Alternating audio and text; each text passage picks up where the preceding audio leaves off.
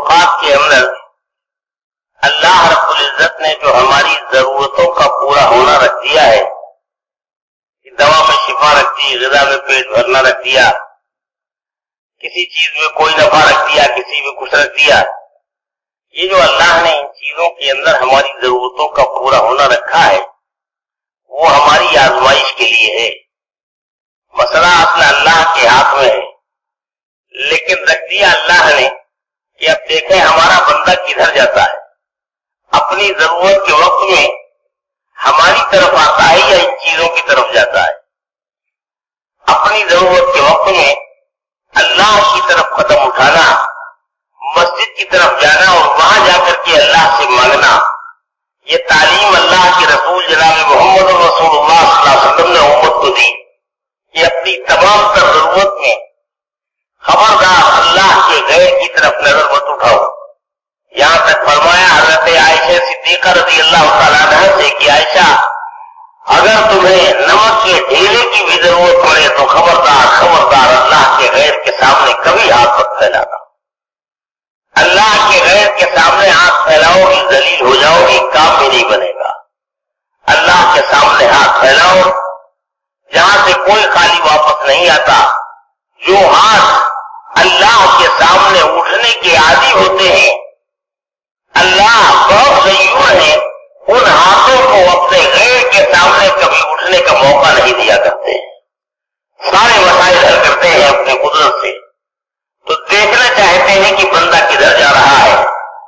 مسجد کی طرف قدم اٹھانا اپنی حاجات کے وقت میں اور اللہ کی طرف متوجہ ہونا یہ ایمان کی علامت ہے، اور اللہ کے غیر کی طرف قدم اٹھانا اپنی ضرورت کے وقت میں یہ فلاں مال والا ہے، یہ فلاں منسٹر ہے، یہ فلاں وزیر ہے، اس سے ہمارا مسئلہ حل ہو جائے گا۔ اللہ کے غیر کی طرف اپنی حاجات میں قدم اٹھانا دوستو یہی شرک کی علامت ہے۔ اور جب آدمی شرک کے اندر مبتلا ہوتا ہے تو اللہ رب العزیز کے اندر ہے کہ آدمی جب اللہ کے غیر کی طرف دیکھتا ہے تو اللہ بھی اسی طرف دھکا دے دیتے ہیں کہ جاؤ اور جا کر کے وہیں سے اپنا کام کراؤ۔ جہاں تم جا رہے ہو، جس کے بارے میں سوچ رہے ہو، اس کے ہاتھ میں تمہارا مسئلہ ہے۔ اے انسان، اس آدمی کا دل بھی میرے ہاتھ میں، چاہوں تو میں تیرے لیے سخت کروں، چاہوں تو میں تیرے لیے نرم کروں۔ مسئلہ کا حل وہاں نہیں ہے، مسئلے کا حل تو اللہ کے ہاتھ میں۔ میرے محترم دوستو বুজুর্গো, এই যে দুনিয়াতে আল্লাহ তাআলা আমাদের জরুরত পুরা করার জন্য বিভিন্ন সামান, বিভিন্ন চিজ আসবাব আল্লাহ তাআলা পয়দা করে রাখছেন, আসলে এটার মধ্যে জরুরত পুরা করার কোনো ক্ষমতা নাই। এটা তো আল্লাহ তাআলা আমাদেরকে পরীক্ষা করার জন্য বানায় রাখছেন। একদিকে আল্লাহ তাআলা বান্দার ভিতরে জরুরত পয়দা করতেছেন, জরুরত পয়দা করার পরে আল্লাহ তাআলা অপেক্ষায় থাকতেছেন, যে অপেক্ষায় থাকেন যে বান্দা এই জরুরত সব কোথায় যায়। ওই যে বাহ্যিকভাবে যে সমস্ত জিনিসের মধ্যে জরুরত পুরা করার ব্যবস্থা দেখা যাইতেছে, ওইদিকে দৌড়ায় না বান্দা আমার দিকে দৌড়ায়।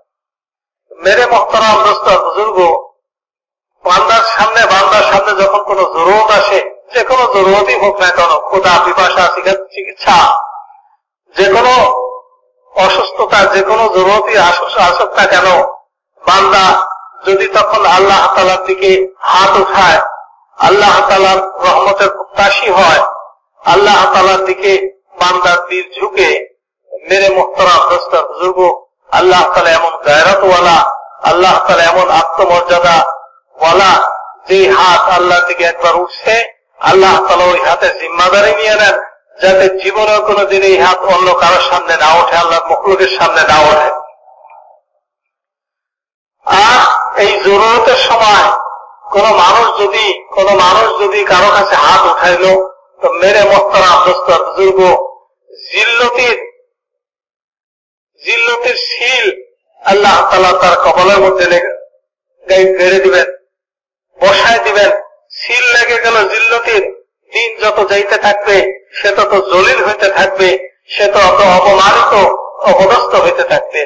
এই জন্য হুজুর সাল্লাল্লাহু আলাইহি ওয়াসাল্লাম হযরত আয়েশা রাদিয়াল্লাহু তাআলা আনহাকে সতর্ক করছেন যে, ও ও আয়েশা, যদি তোমার লবণের একটা দানারও প্রয়োজন হয়, সামান্য লবণেরও যদি তোমার প্রয়োজন হয়, খবরদার খবরদার কোন মানুষের আশা কিন্তু করো না, কোন মানুষের কাছে বলো না, কোন মানুষের কাছে হাত ওঠায় না, হাত পাইতো না, বরং তুমি সোজা আল্লাহ তাআলার কাছে বলো, আল্লাহ তাআলার কাছে চাও, আল্লাহ তাআলার সামনে হাত উঠাও।